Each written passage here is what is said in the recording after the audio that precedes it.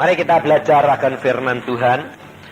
Kalau kita sudah mendengar akan kesaksian demi kesaksian bahwa Yesus Tuhan yang kita sembah adalah Yesus yang luar biasa, yang sungguh nyata. Tetapi banyak orang Kristen tidak mengalami. Karena apa? Karena yang diharapkan itu bukan Yesus, tetapi yang diharapkan adalah kehendak hatinya. Kalau saudara menghendaki Tuhan dan hatimu sungguh-sungguh engkau persembahkan untuk Tuhan, percayalah pasti Allahmu akan bertindak. Ini loh saudara. Kenapa kalau kita tidak mendapatkan apa yang kita minta? Karena kita tidak sungguh-sungguh mempersembahkan hati kita untuk Dia. Padahal firman-Nya sudah berkata, minta maka akan dibukakan, ketuk maka akan dibukakan pintu, minta akan diberi. Dan apabila engkau mengasihi aku, kata Tuhan, dan engkau menurut akan segala firman-Ku, minta apa saja engkau akan dapat. Dan dengan kesaksian-kesaksian tadi dibuktikan semuanya. Dan apa yang saya alami dari kecil itu nyata, saudara. Maka dari itu kalau engkau mau sungguh-sungguh belajar firman Tuhan, baca dulu semuanya. Selalu saya pesan di mana saya berada, saya katakan baca firman Tuhan seluruhnya lebih dahulu. Mengapa? Supaya saudara tahu di dalam Alkitab tidak pernah dijanjikan bahwa kalau engkau mengikut aku, engkau akan turun dari kaya menjadi miskin. Gak ada.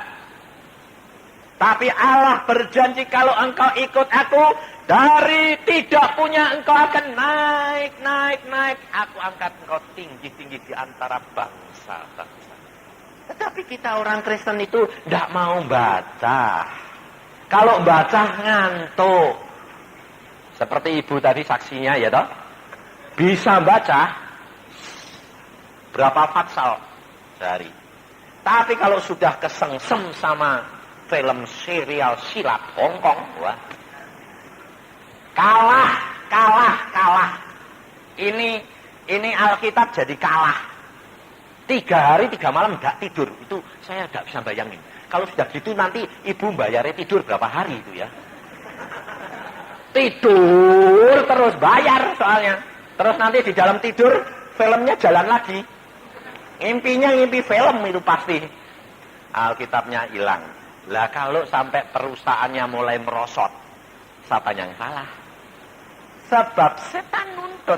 Tuhan, anakmu itu enggak anu gitu kok mbok berkati. Lalu Tuhan berkata, ya bagaimana berkat mau diberikan? Padahal firman Tuhan berkata apa? Berkat itu datang pada waktu orang sedang tidur. Di dalam Mazmur 127 ayat kedua. Berkat Tuhan itu datang orang sedang tidur. Lah ibu ini tidak pernah tidur. Lah berkatnya tidak pernah datanglah, salah siapa? Wong firmane Tuhan bilang begitu. Jadi kalau mau tidur, beres sama Tuhan, mengucap syukur, hati tenang, damai sejahtera, suami istri tidurnya nyenyak, ya tak? Ndak kalis, ndak madep kanan satu kiri satu, tapi hidup dengan damai, ya tak? Lah kalau malaikatnya datang bawa berkat, dia masuk kamar, oh sejuk, oh damai. Ini yang rumah tempat, sebab malaikat itu rumahnya di surga, itu tenang, sejuk, damai dan sejahtera. Kalau masuk kamar suami istri ribut, kamarnya panas. Malaikatnya munyuk mau datang, tidak jadi. Kenapa? Panas. Balik dia. Inilah saudara. Maka dari itu saudara harus belajar firman. Kalau engkau belajar firman, engkau akan dapat menyediakan diri untuk dapat menerima firman dan berkat Allah. ini disediakan untuk kita. Kita akan belajar firman Tuhan malam hari ini di dalam Kejadian. Setiap kehendak, setiap keinginan harus dibayar harganya untuk mencapai keberhasilan. Ini saudara. Tetapi ada dua macam kehendak manusia dan kehendak Allah. Dua-dua harus dibayar, tetapi bayarnya berbeda. Ya, kita harus belajar kalau kita menjadi anak Tuhan dan kita mendapatkan bagian yang Tuhan sudah tetapkan dan Tuhan sudah berbicara kepada kita, maka kita harus berani bayar harga untuk mencapai kedudukan dan tingkatan itu. Tetapi tidak usah takut. Kita akan belajar di dalam Kejadian 37 ayat yang kelima.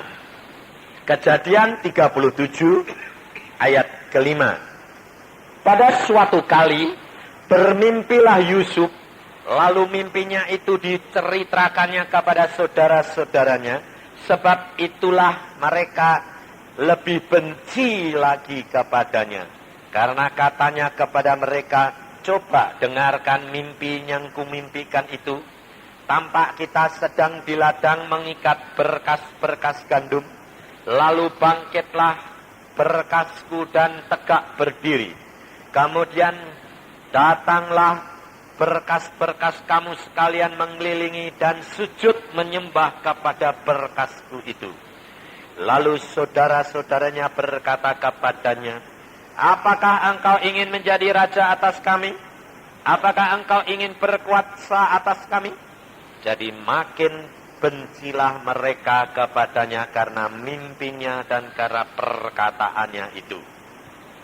Lalu ia memimpikan pula mimpi yang lain, yang diceritakannya kepada saudara-saudaranya. Katanya, aku bermimpi pula, tampak matahari, bulan, dan 11 bintang sujud menyembah kepadaku. Setelah hal itu diceritakannya kepada ayah dan saudara-saudaranya, maka ia ditegur oleh ayahnya. Mimpi apa mimpimu itu? Masakan aku dan ibumu serta saudara-saudaramu sujud menyembah kepadamu sampai ke tanah? Maka iri hatilah saudara-saudaranya kepadanya, tetapi ayahnya menyimpan hal itu dalam hatinya. Kalau kita perhatikan saudara-saudara, pada waktu Yusuf memimpikan mimpi itu 2 kali, apakah Yusuf sudah tahu bahwa itu mimpi dari Allah? Hah?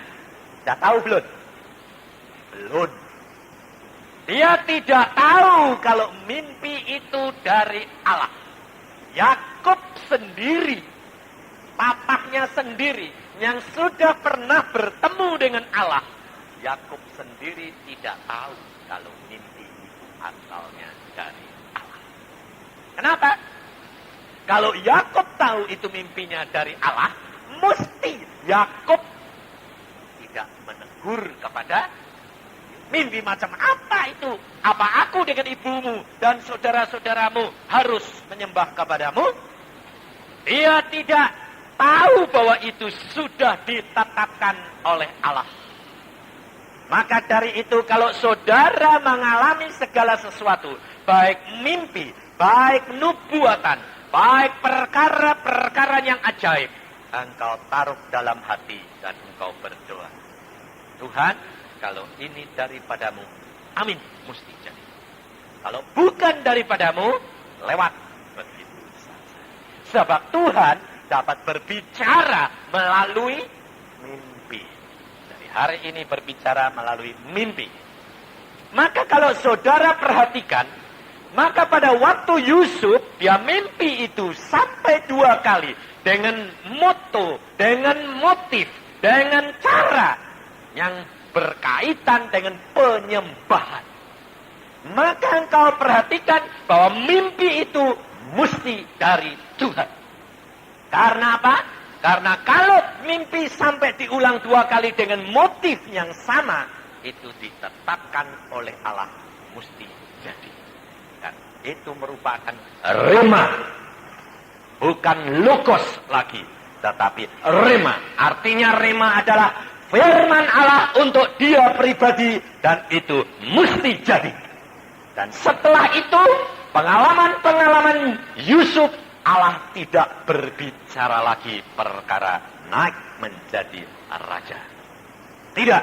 Jadi kalau saudara perhatikan, ada pelajaran yang baru, bahwa rema itu kalau rema umum, maka Allah masih berbicara, masih memberikan peringatan.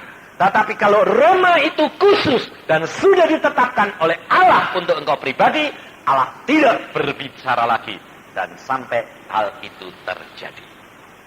Karena kali kita selalu bertanya, lu kok begini, lu kok begini, lu kok begini jalannya. Berarti saudara bimbang. Maka dari itu kita justru diberikan firman Tuhan ini supaya saudara tahu bahwa tiap-tiap anak Allah sudah ditentukan langkah-langkahnya. Engkau jadi apa itu sudah tahu Allahmu. Tiap-tiap anak Tuhan harus bertelut mulai dari kecil.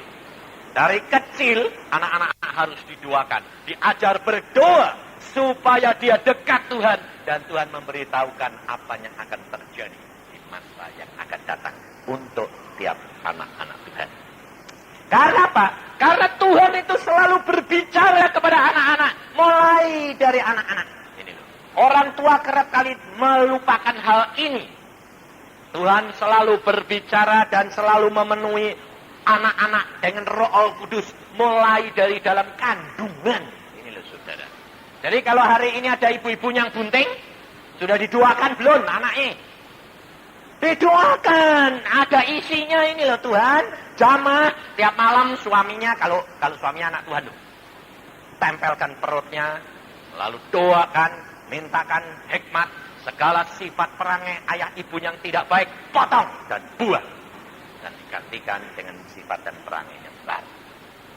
Anakmu mesti menjadi anak yang luar biasa. Karena apa? Karena anak yang dibaharui dan dibentuk oleh Allah. Tuhan selalu berbicara. Yusuf pada waktu dia cerita dikasih tahu oleh Allah, dia masih muda belia.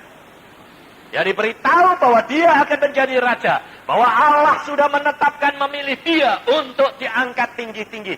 Dan setiap anak Tuhan biasanya sudah diberitahu, saudara tahu. Maka dari itu, kalau engkau mendidik anakmu cinta Tuhan, engkau tidak rugi. Karena apa? Langkah demi langkah dituntun oleh Tuhan. Tuhan sendiri sama saya bicara terus. Sebelum saya menjadi hamba Tuhan, saya sudah dilihatkan. Tiap 3 bulan diulangi.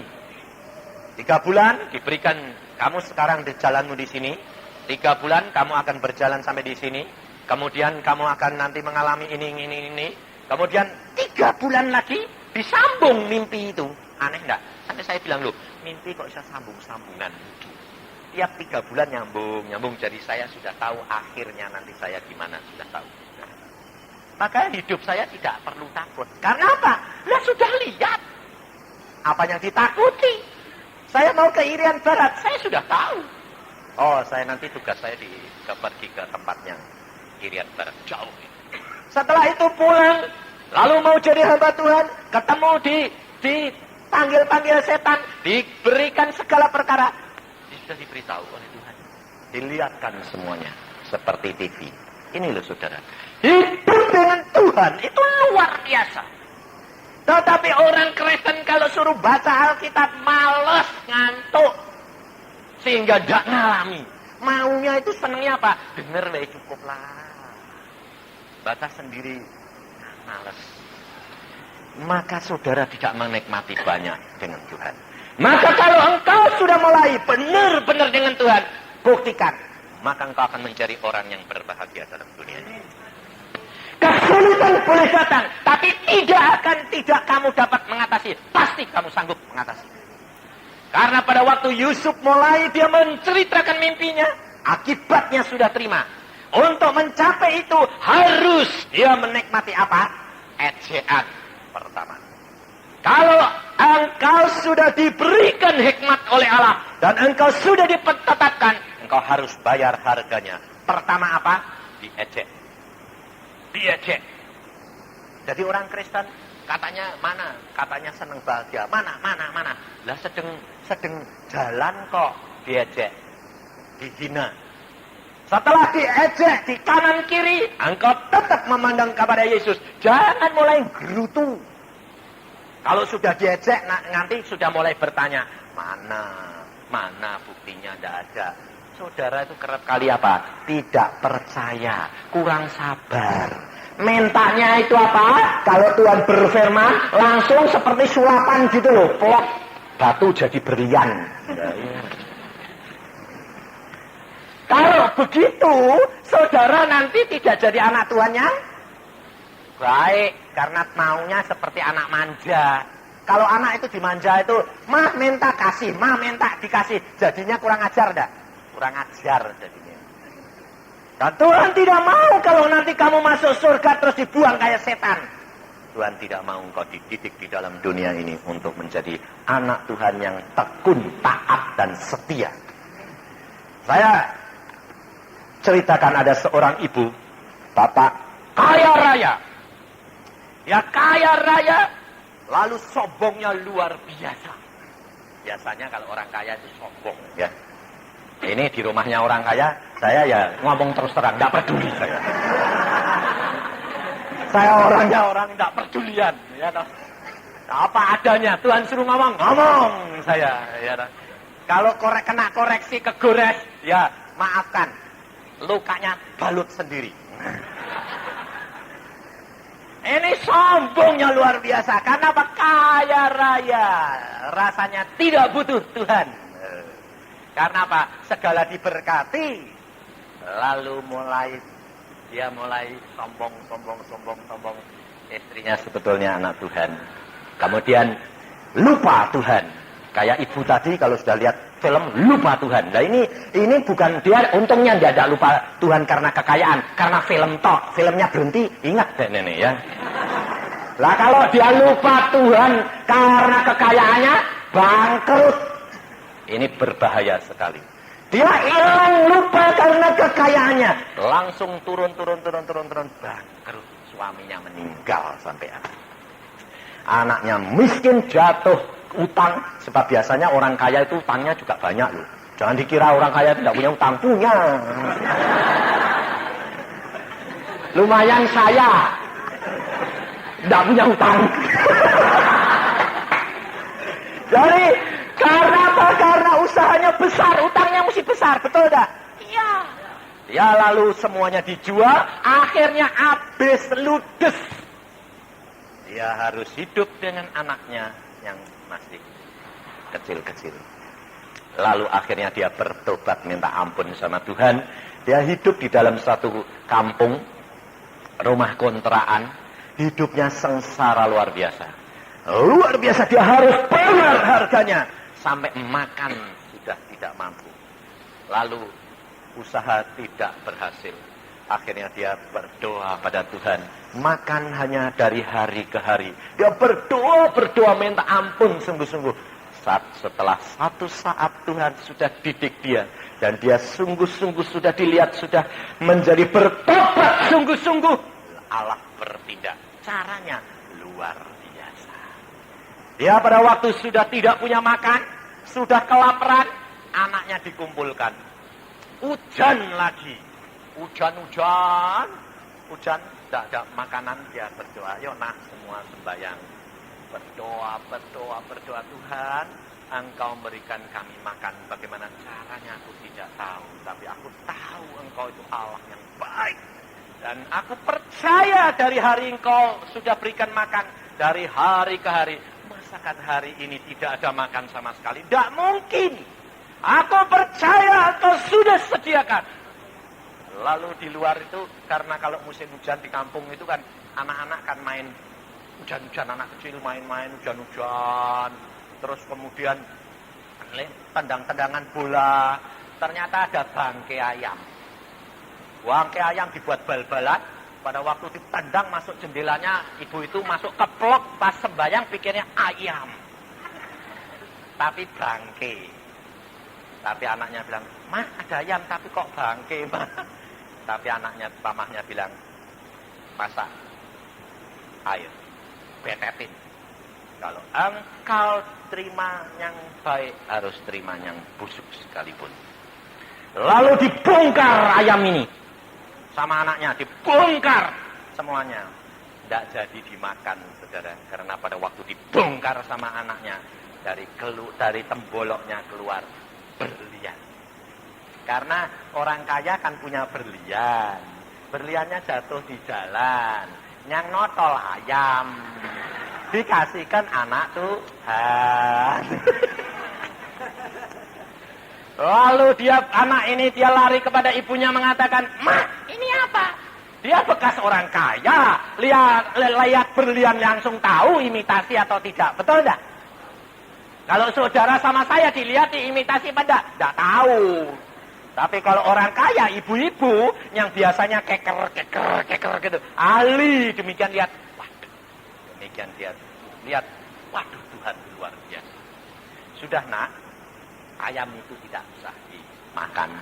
Tuhan bukan memberikan ayamnya, Tuhan memberikan berlian. Malah siang itu dia pergi ke toko, dia jual, habis itu dia makan kenyang, dia bisa pindah keluar kota, beli rumah, semuanya Tuhan sudah sediakan. Sekarang naik lagi menjadi orang kaya. Allah tidak kurang jalan untuk menolong tiap-tiap anaknya. Apa yang tidak pernah timbul dalam pikiranmu, apa yang tidak pernah timbul dalam hatimu, itu yang disediakan Allah bagi orang yang mengasihi Dia. Kita kerap kali mikir. Kenapa tidak dikasih makan hari ini? Lalu datang makanan, kok bangke ayam busuk. Kalau seandainya ibu tadi dia menggerutu lalu buang lagi, dapat berlian enggak? Saudara harus rela. Apapun yang datang, ejaan, hinaan, fitnahan, itu Allahmu sudah tahu.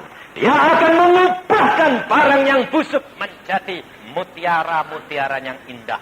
Karena Allah punya rencana. Tapi saudara harus bayar dengan kesabaran dan ketenangan. Percaya bahwa Allahmu itu adalah Allah yang hidup. Dia luar biasa. Dia dapat melakukan segala perkara dengan cara dia. Tidak usah engkau tahu jalannya bagaimana. Kalau engkau menengadah kepada dia, dia yang menggerakkan.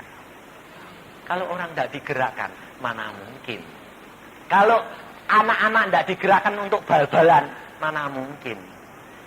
Siapa yang tahu? Kalau orang-orang tahu kalau di dalam tembolok itu ada berlian, rebutan enggak? Hah? Rebutan enggak? Coba saudara sendiri ini loh, kalau dikasih tahu, ayam busuk itu loh, ada anunya. Biarpun kamu pakai Mercedes, buat cangking masuk Mercedes.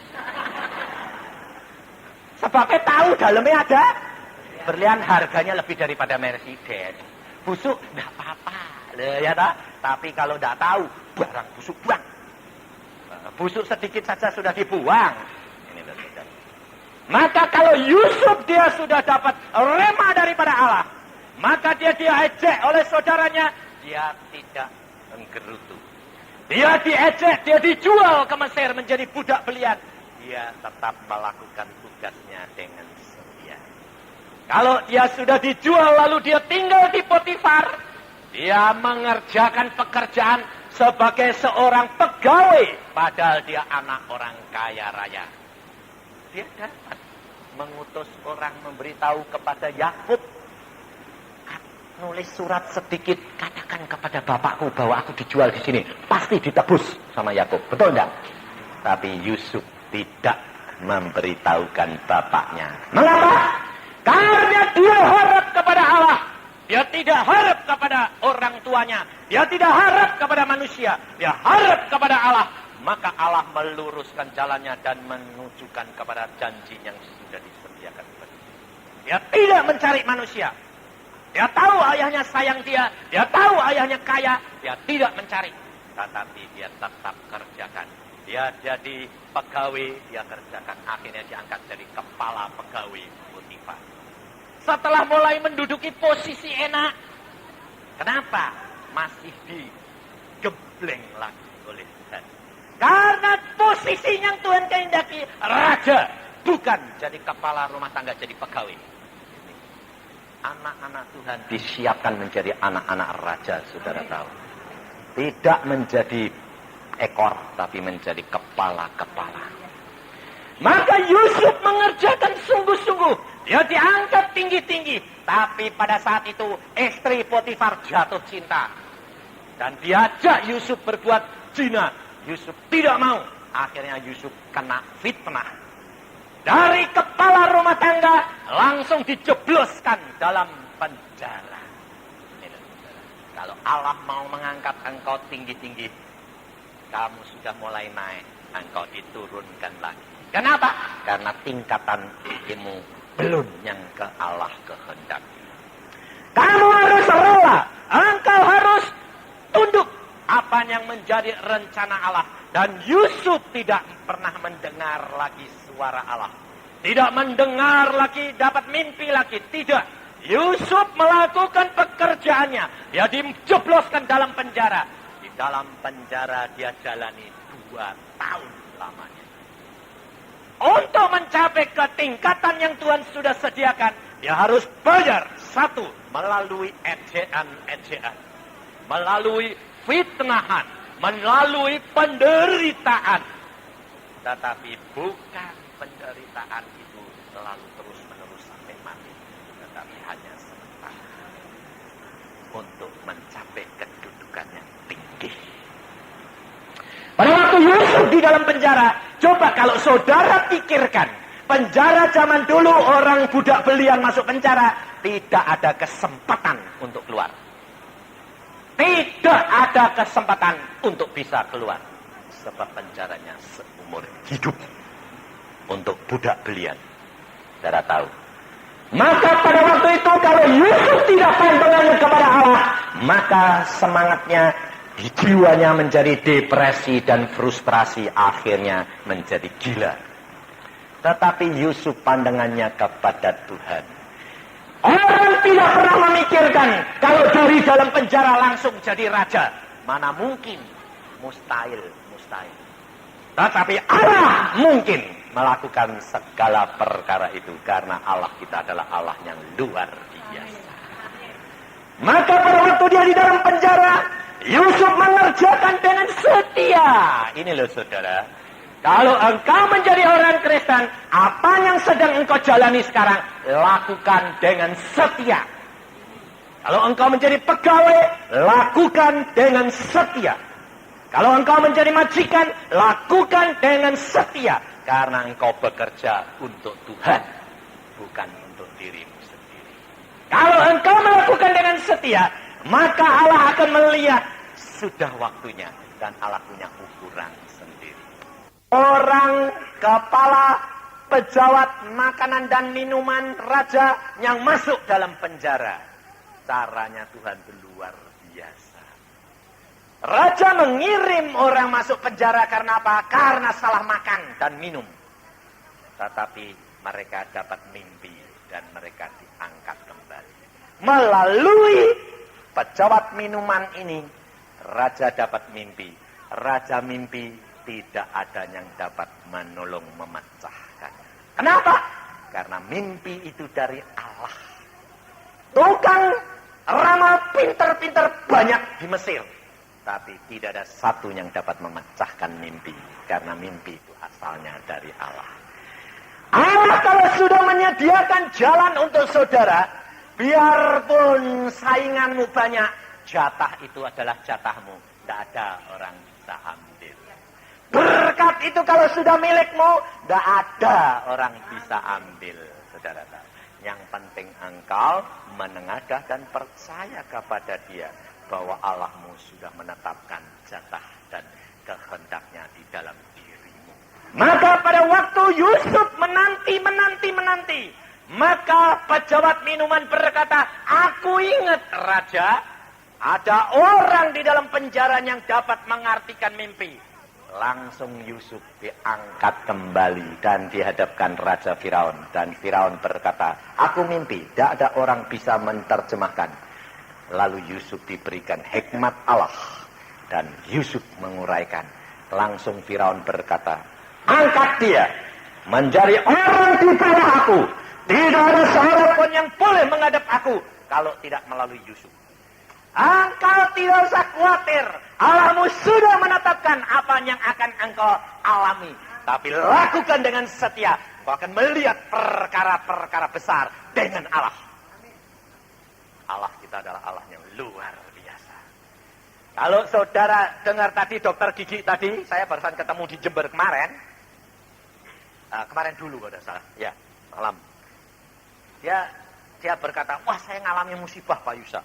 Lalu saya katakan, lalu kamu badanmu sakit-sakit tak? Wah, kena sakit luar biasa. Tidak hanya mobilnya yang gepeng, tapi badan saya juga semua sakit. Periksa diri, pasti kamu tidak beres. Saya orangnya ya belak-belakan. Barusan kenal sama dia. Lalu dia bilang apa? Betul. Betul. Sebab apa? Sebab kita kalau sedang toko rame, tidak ke gereja. Angsal rame, laris, buka terus, gerejanya lupa. Lalu mau rekreasi, sekarang suruh bayar, harganya mahal. Dan badan juga turut peot-peot. Nah, ini. Kalau engkau sudah mengenal kasih Allah, kau akan melihat perkara-perkara besar dengan Allah. Maka dari itu sebelum engkau mengalami apa-apa, engkau cari Allah sungguh-sungguh, supaya jangan rugi. Tetapi apapun yang kau alami, ucapkan syukur, pandang dia terus, percaya, tapi periksa, jangan ngomel. Ya dah, kalau tidak ketulungan, karena apa? Gerutu, ngomel, lalu saling tunjuk, suamiku sing salah, suami bilang istriku sing salah. Nah itu. Jadi hakim pinter, ya toh. Kalau enggak nanti kalau sudah gitu, bapak ibunya ribut, anaknya jadi sasaran. Kita harus menjaga diri untuk supaya menikmati janji Allah. Di dalam Alkitab ada 3.000 lebih janjinya Allah. Saudara yang tahu janjinya Allah berapa biji coba? Ayo, 3.000 lebih janji daripada Allah. Kalau engkau hidup dengan dia, engkau bisa klaim. Ada apa-apa, Tuhan, engkau janji lo. Janjiku apa? Ini, genapi dia. Kamu mau nagih? Tidak tahu. Tuhan kau janji. Janji apa? Tidak tahu. Lah ya Tuhannya tanya, lagi itu kok nagih janji? Wong tidak tahu kok nagih janji. Baca. Maka dari itu engkau akan melihat perkara-perkara yang ajaib dengan Allah. Hari demi hari. Baik kesehatan, baik ekonomi, baik kedamaian rumah tangga, semuanya itu milik anak-anak Tuhan. Sebab Allah itu kasih. Dia tidak menghendaki percitraan, dia tidak menghendaki pertengkaran, dia tidak menghendaki sakit penyakit, dia tidak menghendaki penderitaan. Dia menghendaki untuk anak-anaknya hidup dalam kebahagiaan bersama dengan dia. Ini loh saudara. Kalau engkau bangun, suami, istri, anak-anakmu akan bahagia. Orang lain akan bingung lihat kamu. Dan kalau sudah bingung tanya, apa rahasianya? Tinggal bercerita. Yesus kuncinya segala-galanya bagi dunia. Maka dari itu, malam hari ini, engkau harus periksa diri kita masing-masing. Kalau aku sedang diproses, aku harus bayar harganya. Tapi aku mau mengucap syukur Tuhan, karena aku tahu kedudukan engkau sedang sediakan bagiku. Ada tanya Anda dulu. Kalau ada yang mau tanya, tanya loh. Kalau udah ada ya beneran. Boleh. Nah, dia bilang masalah definisi hamba Tuhan. Definisi hamba Tuhan itu adalah cuma ada satu. Apa? Orang yang sudah merasa mau melayani Tuhan. Itu hamba Tuhan. Pengusaha hamba Tuhan bisa. Guru hamba Tuhan bisa. Ibu rumah tangga pun hamba Tuhan. Sebab yang dinamakan hamba Tuhan, hamba itu melakukan kehendak tuannya. Ya toh? Hah? Orang yang melakukan kehendak tuan itu hamba toh? Nah, sekarang jadi kamu guru musik melakukan kehendak Tuhan enggak? Karena kamu diberi talenta musik. Iya, hamba Tuhan. Nah, kalau kamu tidak melakukan dengan baik, kamu salah. Bertanggung jawab sama Tuhan. Semua nanti dituntut. Setiap karunia kelebihan Anda, semua nanti dituntut oleh Tuhan. Kelemahanmu kamu harus atasi, kelebihanmu harus engkau pakai untuk kemuliaan Tuhan. Setiap saudara punya kelebihan. Contohnya kesehatan saja. Umur tua kayak Pak Tuwek ini 84 ini. Pak Lewi ini 84 masih kuat. Dan dia kalau mau sih umur sampai berapa enggak tahu tuh. Ya kepengennya sih umur sampai Tuhan datang katanya. Kalau saya bilang, ya silahkan. Tapi Alkitab berkata, lebih dari 70 adalah penderitaan. Tidak mau saya. Makanya dia juga operasi mata. Kenapa? Lebih toh. Memang ya lemah toh. Ada kataraknya, ya toh. Otomatis. Terus gaya pikirmu merasa enggak? Kekuatanmu merasa enggak? Ngapain pusing-pusing? Di surga lebih enak. Di sini lihat susah terus. Ya. Hamba Tuhan adalah semua yang melakukan kehendak Tuhan. Ada yang mau tanya lagi? Ya. Oh, dia bilang, itu kan ada tingkat-tingkat nanti di sana. Nah, tingkat-tingkat di surga hanya bisa diraih selama kamu di dalam. Sebab Alkitab berkata, apa yang terikat di dunia terikat di surga. Jadi kalau kamu selama di dunia, umpamanya kamu punya jatah tingkat 4, umpama lo ya. Terus kamu di dunia ini lalai mengerjakan, kamu bisanya cuma tingkat 1, tingkat 2. Terus nanti masuk sana, loh aku kok tingkat 2. Bisa naik enggak? Tidak bisa. Kamu hanya bisa meraih jatahmu di dunia. Kalau saudara bisa menggenapi target, itu sudah luar biasa. Jadi Tuhan itu hebat, kasihnya sama. Jadi setiap orang ini ditarget menurut kemampuannya sendiri-sendiri. Anugerah dan karya dan karunianya. Jadi kalau saudara bisa tingkat 4, itu maksimal saudara bisa ambil. Kalau saudara bisa tingkat 2, itu maksimal yang saudara bisa ambil. Berdasarkan yang sebab seperti Tuhan berkata, ada yang dikasih 1, ada yang kasih 2, ada yang kasih 5, 10. Itu menurut ukurannya sendiri-sendiri. Nah, saya dapat bonus. Waktu saya umur 60 selesai, Tuhan berkata, kamu bisa menyelesaikan targetmu dengan baik. Lalu saya tanya, aku enggak ngerjain apa-apa. Aku cuma engkau perintah lakukan. Mengapa kamu bisa mencapai target dengan tepat? Ya, tak ngerti, aku bilang itu. Karena kalau aku perintahkan, kamu melakukannya dengan segenap hati, segenap kepikiran, jiwa, dan segenap kekuatan. Itu yang Tuhan. Sehingga kamu dapat menyelesaikan targetmu tepat pada waktunya. Enak saudara. Saya kepengen pulang, Tuhan bilang, masuk 2 puasa, seminggu, sendiri. Ya, masuk. Terus Tuhan tunjukin, diuji. Ada ujian lagi, Tuhan bilang, lulus, kamu sekarang dapat bonus. Naik 1 tingkat lagi. Itu anugerah saudara. Pada waktu saya dibawa masuk ke tingkat itu, saya sampai tanya sama malaikat. Loh malaikat, di sini ruangannya bagusnya gini kok, gedenya kayak gini kok. Enggak ada orang. Orangnya cuma berapa orang ini. Beberapa gelintir. Malaikat yang ngomong gini, tidak banyak orang yang bisa masuk ke tingkat ini. Oh cuma sedikit. Hanya sedikit di seluruh dunia. Jadi tidak, artinya tidak kamu jadi hamba Tuhan terkenal, jemaatmu ribuan, tidak jaminan saudara. Saya dikasih lihat saudara, hamba Tuhan Indonesia loh, yang terkenal jemaatnya puluhan ribu. Tuhan bilang apa? Yang dikumpulkan dia apa? Tuh lihat tuh apa? Semangka. Loh, semangka Tuhan. Nah, tuh lihat tuh, gedongnya gede, besar, kelihatannya orangnya ribuan tuh ya. Tuh lihat tuh, orang-orang jadi tumpukan semangka. Loh, kok jadi semangka Tuhan? Iya, hanya menyegerkan orang. Semangka itu kan nyegerin toh. Hah? Tapi tidak ngenyangin, tidak bermanfaat apa-apa, cuma seger. Wah. Kalau kebanyakan bikin kembung.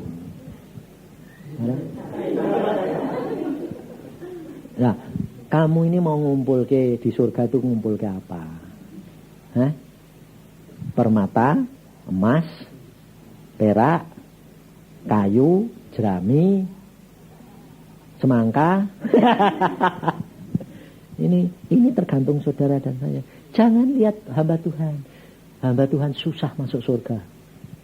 Pendeta terutama. Penginjil. Susah. Makanya saya bilang, Tuhan aku kalau tidak mau jamin, aku tidak mau jadi hambamu. Sebab apa saudara? Saya lihat hamba-hamba Tuhan yang dulu, yang buku di Amerika itu hebat-hebat. Semua jatuh di akhirnya. Saudara enggak banyak ngerti. Saya tanya, Tuhan ini kan hebat Tuhan. Kamu tahu akhirnya? Temu. Biografi dia jatuh. Mesti jatuhnya 3.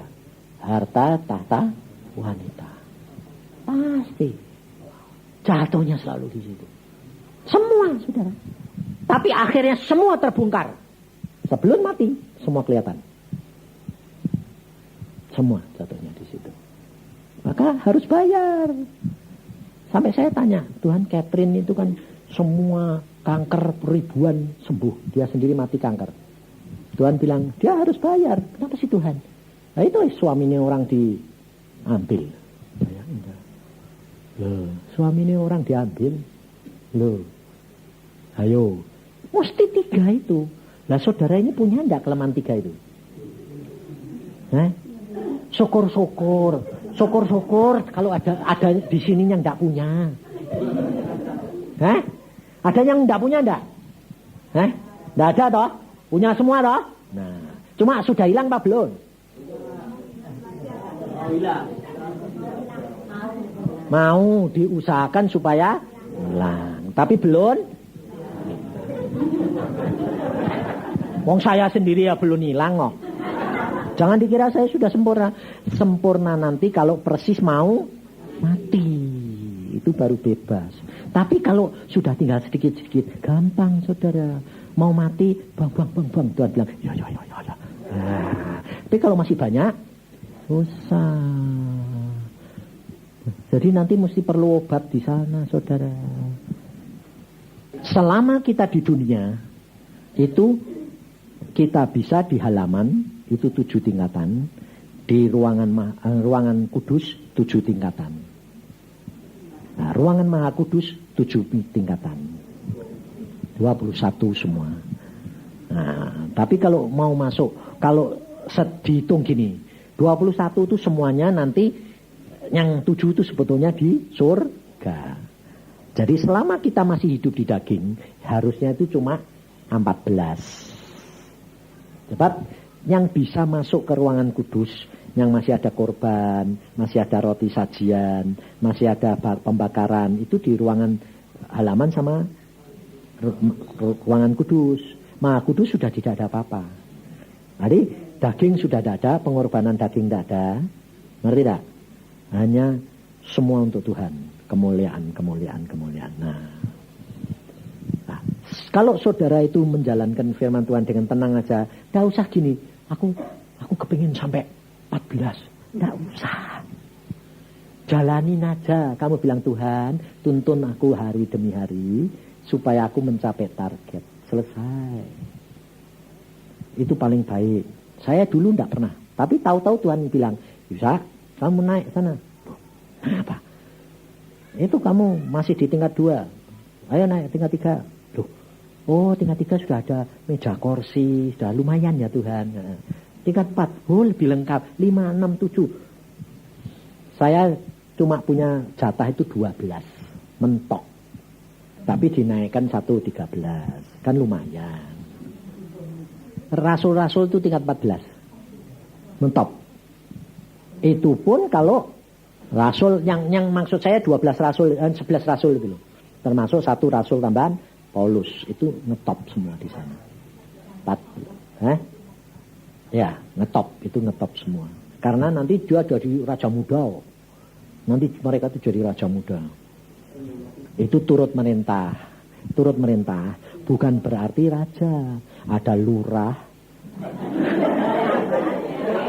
ada camat, ada RT, ada RW, ada hansipnya nanti malaikat. Jadi bukan memerintah itu terus dong raja muda kok enak. Ya itu. Nanti Tuhan sudah ngatur. Pokoknya yang mati syahid itu turut merintah. Nah, turut merintah itu bisa jadi RT, bisa.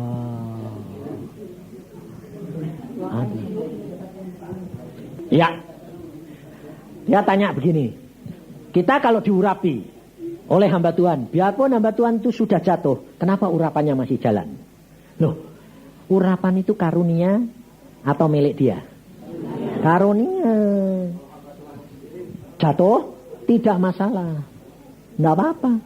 Tapi bisa transfer.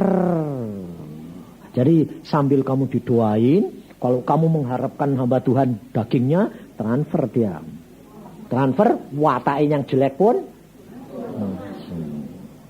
Makanya Alkitab bilang apa?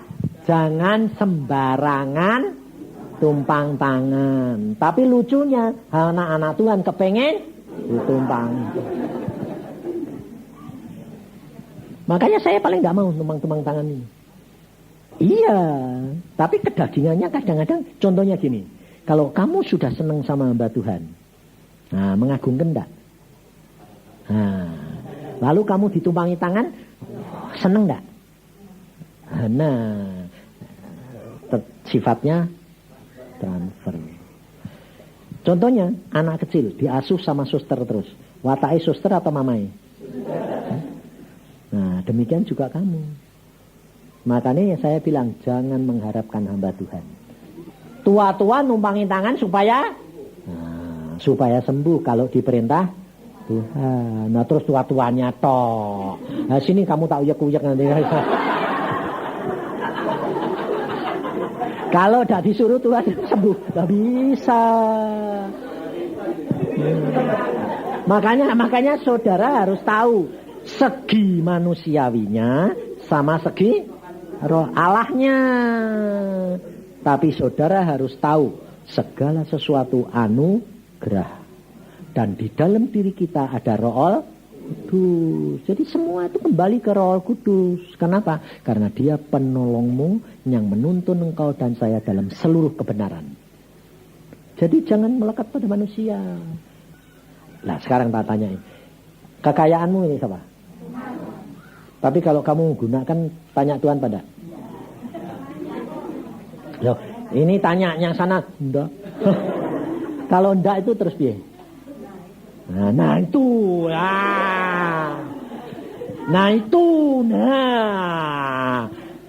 saudara semua itu milik Tuhan. Jadi kalau anakmu milik siapa? Anakmu milik siapa? Jadi kalau sakit yang ribut harusnya Tuhan. Tapi kok kamu kenapa? Karena hatimu melekat sama dia. Nah, dia tanya, kalau tingkatan itu kan mesti sekolah. Nah itu sekolah sama Tuhan. Sekolah sama Tuhan itu baca Alkitab, melakukan. Itu sekolah. Lalu ngalami jatuh bangun, itu sekolah. Jadi tidak bisa ke teologi, kamu tidak bisa. Di dunia Tuhan bilang, saya taunya gini. Kenapa kok saya tuh tahu bahwa saya tuh cuma mentok 12. Dalam satu mimpi, saya ini sekolah tingkat 6. Terus saya setelah tingkat 12, terus saya bilang, loh sekolah ini mentoknya habisnya kapan? 12. Jadi aku ini tidak bisa sekolah lagi. Tidak bisa, habismu di sini. Oh ya sudah. Terus aku bangun, loh Tuhan sekolah 12. Ya itu memang sebetulnya targetmu itu cuma 12. Kenapa sih Tuhan? Kamu hatimu keras. Waktu kecil kamu terlalu dididik dengan penderitaan. Sehingga pemberontakanmu besar. gengsimu kegedean, kamu tidak punya kasih. Belas kasihanmu tidak ada terhadap orang cuek masa bodoh. Masuk surga dewek-dewek, ora usah gadeng-gadengan. Itu menyebabkan saya tidak bisa mencapai tingkat yang tertinggi. Tapi setelah saya dididik Tuhan selesai, Tuhan bilang, sekarang kamu sudah punya kasih, mau mengerti. Contohnya apa? Kamu bisa ngerti istrimu. Itu justru dia. Saya dikasih ujian tuh dia terus. Jadi ujian sama orang lain tuh gampang saudara. Tapi sama istri paling susah. Istri terhadap suami juga paling susah. Banyak komplain soalnya. Lapor Tuhan. Loh. Dia kalau kesinggung saya selalu doanya apa? Tuhan, hanya Engkau yang ngerti aku. Lah ya benar. Berarti kan dia ngelapor ke aku. Ini gak mau ngerti aku Tuhan. Lah ya tak? Jadi saya terap kali dilapor ke. Saya bilang, ya Tuhan, aku ini mau ngerti dek ini. Maksudku ya baik, tapi diterima salah. Jadi kalau dia doa, kadang-kadang tuh malah sengaja bersuara supaya saya dengar. Jadi saya dibawa-bawa terus. Saya ya sembahyang jadi korek. Nah, kalau saya tidak kuat, saya keluar. Tambah nangis deh. Dia tambah nangis karena apa? Kok tidak mau denger? Padahal saya dilaporin Tuhan. Saya tahu saya dilaporin. Jadi saya kadang-kadang ketawa sendiri. Tetapi Tuhan tuh luar biasa, mau ngerti. Itu Tuhan. Kalau saudara itu di dalam dunia sudah masuk 14, itu nanti sudah di rembangan mahasusi. Di surganya sudah bersama dengan Tuhan, tingkat 7. Sudah tingkat 7. Jadi itu sama dengan tingkat 21. Saya terus terang tidak ngerti. Kalau di dunia ini segini, ukurannya begini, terus baru di sana segini, tidak tahu saya. Taunya saya karena saya dikasih tahu Tuhan. Satu, kedua, saya sendiri tidak tahu. Bagaimana cara mencapai itu, syaratnya apa, ya tidak tahu saya. Makanya saya bilang, saya tidak ngerti kok. Tahu-tahu dikasih tahu segini, kamu segini. Makanya saya bilang gini. Saya disuruh ngajar saudara, jalani saja hari demi hari. Sebab itu yang Tuhan bilang, yang bisa mengerti tingkatanmu itu cuma Tuhan. Yang bisa mencapai itu ya Tuhan. Sehingga nanti tidak ada orang berusaha dengan kekuatannya sendiri. Sebab setiap orang tidak sama. Jadi tidak ada kriterianya harus begini, tidak ada. Saya sendiri terus terang, kalau kamu tanyai, kok bisa sampai gitu? Tidak tahu aku. Cuma hanya nurut be Tuhan baik. Selesai. Kamu harus tahu pada waktu Ananias dan Safira dan tindakan Tuhan terhadap hamba-hamba Tuhan sekarang. Pada waktu Ananias dan Safira itu Tuhan pertama kali menunjukkan hadiratnya di dalam dunia. Ngerti? Ya toh? Roh Kudus baru datang toh. Itu luar biasa. Contohnya, anak-anak Harun pertama kali bait Allah jadi, kemah bait Allah, mereka mempersembahkan api asing mati. Tapi setelah itu, Samuel hidup tidur di tempat ruangan Maha Kudus. Di tempat tabut. Tidak apa-apa. Padahal Samuel anak kecil itu tidak boleh tidur di situ. Nah, kenapa? Ini lucunya di sini. Kalau Tuhan itu baru pertama kali hadir, kekudusannya luar biasa. Makanya di dalam Alkitab bilang, terhadap orang yang karib, aku menyatakan kekudusanku. Salah sedikit mati. Nah, sekarang hamba-hamba Tuhan kok tidak mati-mati. Laung Tuhan ini tahu dia tidak karib kok. Punya karunia, tetapi bukan berarti karib. Hati-hati. Ngerti? Dia contohnya gini, satu perusahaan. Tuhan ini punya perusahaan. Orang itu punya perusahaan. Anaknya sendiri tidak dikasih kuasa untuk menggunakan nama perusahaan. Tapi pegawainya dikasih. Ya dah? Tapi sebetulnya dekat mana anaknya sama pegawai ini? Anaknya. Nah sekarang hamba-hamba Tuhan itu dikasih karunia. Pegawai atau anak? Pegawai. Nah, hati-hati.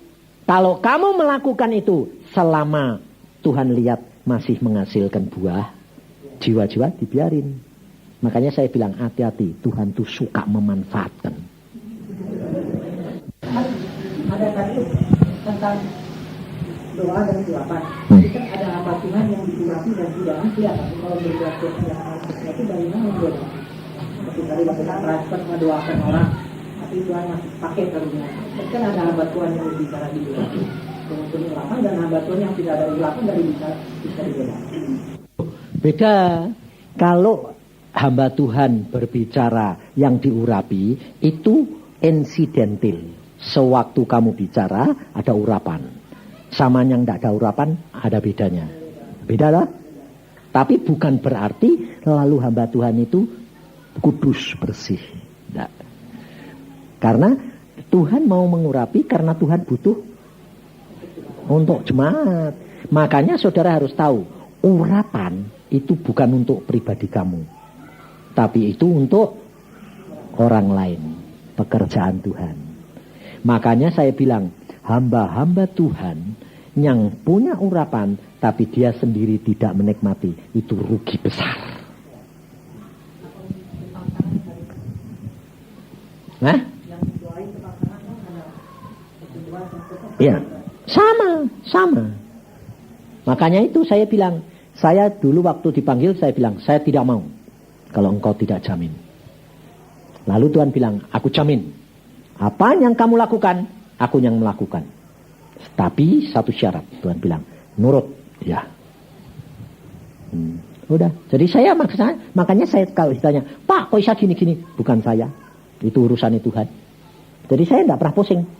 Jadi saya makanya kalau melakukan apa-apa, saya tidak pernah mengharapkan balasan. Kenapa? Bukan saya, Tuhan. Satu. Kedua, kalau saya melayani orang, saya tidak pernah gini. Wah lumayan nanti kalau berhasil dikasih saya. Dah, sebabnya apa? Dikasih kalau Tuhan bilang, itu milik siapa? Milikmu. Kasih ke orang. Ya tak kasih ke. Aku ya tak dapat apa-apa. Sama aja. Jadi lebih baik aku tidak usah ngarep-ngarep. Kalau sudah ada orang ngasih, Tuhan ini milik siapa? Kantongi. Nah, lumayan. Daripada ngarep malah tak dapat. Makanya aku orangnya tidak peduli. Makanya saya melayani orang kaya, orang miskin. Masa bodoh saya. Saya termasuk orang yang galak. Terutama sama orang kaya. Benar saya kalau ngomong orang kaya susah masuk surga, ngurusi kamu lebih baik ngurusi orang yang gampang masuk surga. Benar, saya galak saudara. Tapi kenyataan mau selamat ya selamat. Kalau yang tidak mau ya biar marah-marah, tidak apa-apa. Bayangin, bankir gede sakit. Saya ditelepon, Pak tolong layani bapakku. Kenapa? Sakit Pak. Tapi bapakku ini alergi sama pendeta. Kenapa? Sebab selalu Pak, orang yang datang mendoakan dia itu selalu minta bantuan. Jadi Pak Yusak jangan bilang kalau Pak Yusak itu hamba Tuhan. Jadi diatur supaya, aku bilang panggil orang lain, jangan panggil saya. Loh kenapa Pak? Saya mau bicara kalau Tuhan mau. Kalau enggak. Jangan batasi, saya bilang. Ya sudah Pak. Oke. Kamu tidak boleh batasi dan turut omong. Direktur bank. Saya datang. Bapak. Pak, Anda sekarang umur berapa? 71. Kamu tahu tidak sebentar lagi kamu mati. Kalau pendeta kan tidak ngomong gitu. Selalu kan, Pak, gini-gini halus toh. Sebabnya apa? Amplop. Itu diusir, aku malah gini. Pak, kamu tahu enggak? Sebentar lagi kamu mati, masuk neraka kamu. Saya sudah dibawa Tuhan ke surga. Kalau kamu mau bertobat, surga bagianmu. Kalau tidak, neraka. Pilih. Gak ada kesempatan buat kamu, tahu enggak? Kalau mati sekarang mati yo, aku bilang gitu. Nangis dia bilang, ini siapa sih kok ngomongnya kok? Kamu percaya enggak kalau saya sudah lihat surga? Sungguh, aku bisa cerita. Kamu mau? Iya. Mau bertobat? Mau. Tobat. Saya bilang, bertobat, mengucap syukur, dengar dibacakan firman, waktumu tidak lama. 3 bulan kemudian dibawa ke Singapura, mati. Tapi mati, istrinya dapat penglihatan, diterima Tuhan Yesus. Dia seneng ketawa. Lumayan toh. Yang satu, orang kaya juga. Istrinya sama anaknya datang pada saya begini, Pak, tolong Pak, doakan kalau suamiku bisa, Pak Yusak mau datang. Kenapa? Tidak ada seorang hamba Tuhan yang bisa menobatkan dia. Kenapa? Bohong. Hamba Tuhan cuma mata duiten. Bayangin, kurang ajar enggak? Wah, aku dapat tantangan gitu, langsung sembayangi gini. Tuhan, orang itu bisa selamat enggak? Kalau enggak kamu datang aku. Percuma, wis ben masuk neraka. Bayangin saudara. Tuhan bilang bisa. Bisa Tuhan, bisa. Kapan? Kamu datang sekarang. Ayo sekarang datang. Habis khotbah jam 12:30 saya datang. Nah datang. Pak ini kenalin Pak. Hamba Tuhan. Terus langsung. Kenalkan siapa? Hamba Tuhan. Biasa. Terima enggak apa-apa. Terimanya itu sudah mulai mukanya itu dingin gitu. Nah musuh mbak aku. Pak, umurmu enggak panjang. Ngerti gue? Kamu sebentar lagi pasti mati. Kaget deh. Kok kamu tahu? Aku sudah diberitahu Tuhan dan aku sudah ke surga. Tuhan bilang sama saya, umurmu tidak panjang. Sebentar lagi kamu masuk neraka. Ngerti gue? Dia langsung bilang, betul. Kalau tidak percaya, kamu bertobat, tanya Yesus. Loh, apa Tuhan Yesus mau nemuin aku? Dia mau kalau kamu bertobat. Pasti. Sebabnya tadi kan saya tanya ke Tuhan. Dia bisa tobat. Nah, aku wani jamin toh. Ya dah.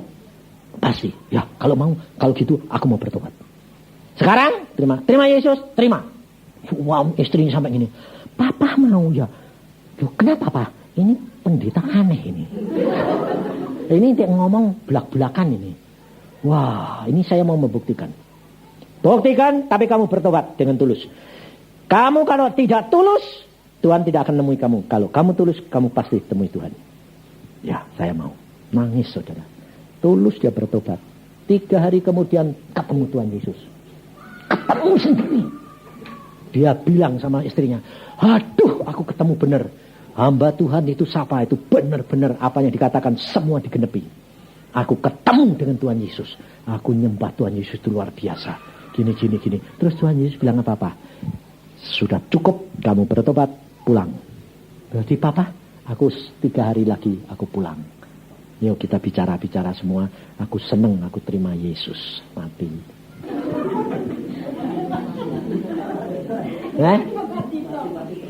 Ya mati-mati terus. Dia tanya apa? Kok mati-mati terus? Kepengennya Iku pikirannya manusia. Saya karepmu. Nah, ini loh saudara. Kita kerap kali kalau curug berdoa untuk orang nyembuhi orang gampang, enak. Tapi kalau nyudoain orang mati, malu. Yang ngerjain Tuhan bukan saya. Peduli amat. Saudara tahu nanti di surga yang tak doa ke do mati itu. Wah, pasti terima kasih Pak Yusa. Iya toh? Sombong.